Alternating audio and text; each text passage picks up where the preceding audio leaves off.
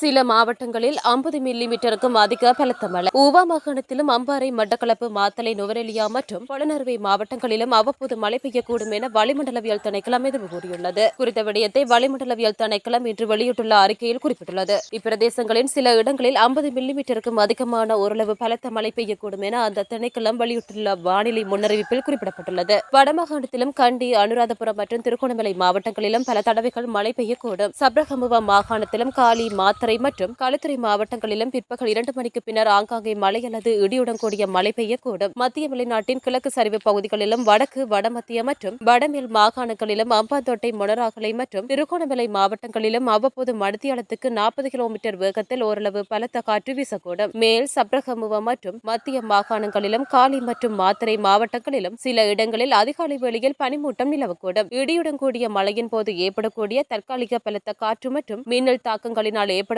பாதிப்புகளை குறைத்துக் கொள்ள தேவையான முன்னெச்சரிக்கை நடவடிக்கைகளை மேற்கொள்ளுமாறு வளிமண்டலவியல் திணைக்களம் பொதுமக்களை அறிவுறுத்தியுள்ளது.